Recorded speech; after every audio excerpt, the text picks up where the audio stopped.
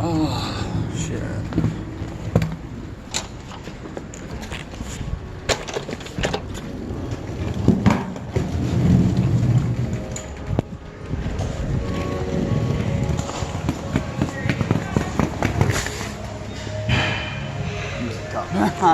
Hey, I had a question for you. Yeah. I've been a member at 24 before, and I've shown up with my service dog and had trouble with the staff not understanding what to do with the service dog. Yeah. Okay, so do you know anything about... I do not know anything about what to do with a service dog, honestly. Okay, how many people are working right now? It's only me. Only you? Yeah. This is one of the small ones though, right? No, this is the big one. It's just when it gets later, it like narrows down to like less people. Yeah, that makes sense. I mean, it's not really... What time did you come last time? Oh, it's been a repeat issue with 24-hour fitness. I mean, over years. Just as a general whole, the company doesn't seem to train its employees on how to deal with people with service dogs. Have you called corporate about it? Oh, yeah. Yeah? Yeah, they know. But corporate has this weird... They don't. Yeah. They say their behavior is in compliance with appropriate regulations and blah blah blah. But like you said, they don't even know. And then the real issue is people are hypochondriacs at gyms more often than out normal. There are a lot of health freaks, stuff like that. They complain quickly. Yeah. Like 20 people or 50 people, one of them's going to complain. Out of every 50 people, one person's going to complain. So then the manager's like, I got a complaint. This dude comes in 3 times a week, get a complaint from 2 or 3 people every time he come in. 9 complaints a week. But that's not supposed to be or whatever. So then they take action. They don't know about service dogs and rights. They've got the complaints. Yeah. And a lot of it's my supposition. That's why I try to get facts. But please look it up and, I don't know who to talk. I don't know I don't know what to tell you, who to ask. Yeah. But your manual or your policy. I know for a fact that at the high-end corporate level, the written corporate policy is perfectly verbatim what you need to know and exactly what you need to do. Yeah. However you get that, I couldn't tell you. We've never had anybody with a service dog come in here, so I haven't. From my experience, the reason that happens is because they're discriminated against so intensely at gyms. They just don't. They drive them out. Is what I just described. I only got a service dog at age 27, so for 6 years, that's a new thing to me. I don't really know. It's a learning experience for me, and regionally too. I'm from fucking Kentucky, but my more familiar area is Los Angeles, San Fernando Valley area, South Bay area. So out here, I could have flipped a coin. I wouldn't have guessed, but yeah, please talk to people, blah blah blah. So as to pose the hypothetical, if I had the dog right now and wanted to come in, what would happen? I wouldn't be able to let you in. You wouldn't be able to let me in? No, because I don't know anything about it. You wouldn't just err on the side of safety and let the service dog in, like I'm telling you. I don't get it though. It says service animals are welcome. Yeah, that's what the sign says. So it is. There's a sign right there. It says service animals are welcome. That's why there's law. Why Americans with Disabilities Act is the law. Yeah, exactly. But you still wouldn't let them in just because you don't know. Do you just have license for saying that your animal's a service dog? You can't ask for a license. Nope. And there isn't really such a thing. And oh my God. Papers are so fake. How do you know it's really a service dog? If someone tells you it's a service dog, you have to accept that. But what you actually do is judge them on behavior.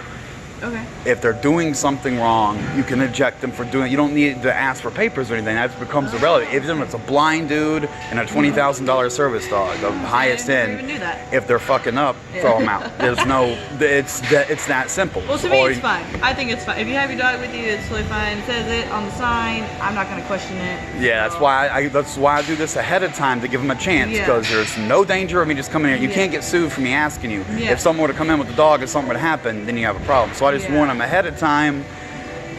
Good luck with that. Like, hopefully you check it out. That's why I do, because I've had the trouble, and I'm poor, obviously, and sometimes I mean to shower out when I leave, and that's part of my schedule, and then it doesn't work out, and I don't have a backup.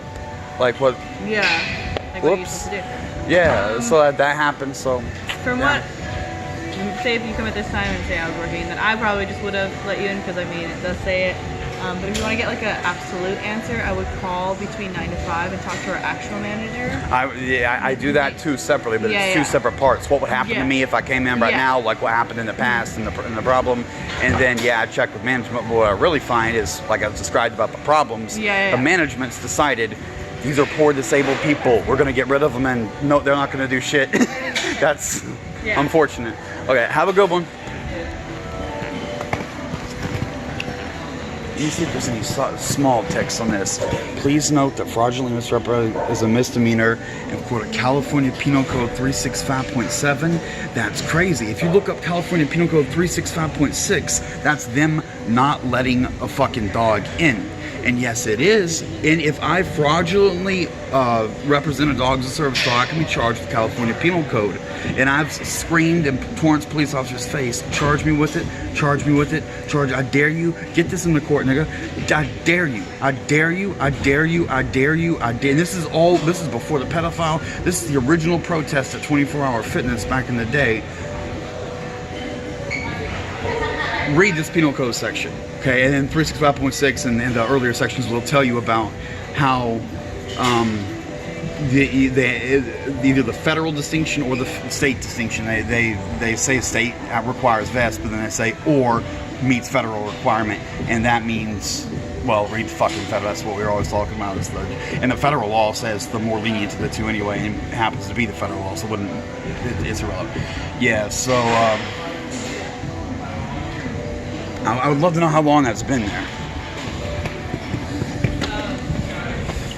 But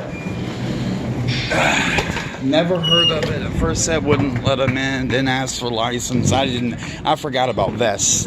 I just hit on the important point. If they're doing something wrong, you can put them out for doing something. Nothing else does matter. You did something, go. But when you walk in asking for papers, who you are, what's your business, any of that, that's the problem. And that's where they get in. I'm a little disappointed because we had the LA Fitness too. I filmed these on the same night. Fail. Dual fails. It's kind of a nicer area, but it's not see, there's an RV camper right there in the back. That's a homeless dude. He'll be showering here in the gym just like I do. It's not the nicest part of town, but it ain't bad. It's medium. See, they're like potholes. It's not the asphalt crisp mall parking lot. And which brings the whole issue into focus. You never know.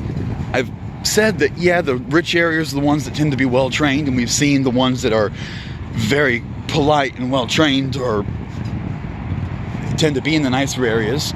But how do you know how nice the area is? Like, you have to fucking do research on real estate values in the school district and the local congressional district and the political stances of the local police department before you know if you can go in a fucking McDonald's.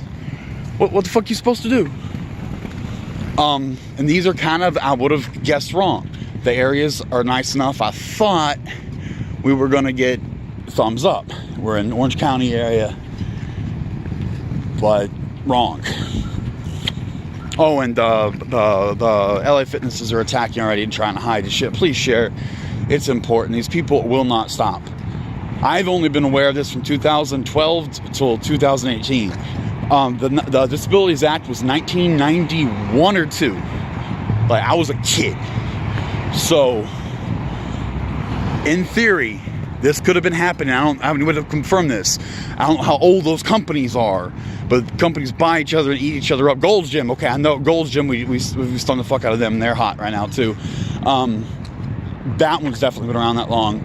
So at least 25 years, a career. Babies have been born, been raised, become adults, been disabled for whatever reason, and had service dogs and been denied access to Gold's Gym during the time people have been trying to get them to comply, and they've still. My opinion that they cater to the bigots that just don't tolerate the dog is just my opinion, but look at the mountain of evidence I've compiled.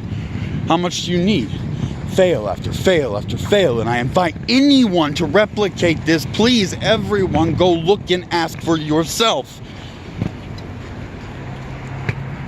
They're trying to hide the truth.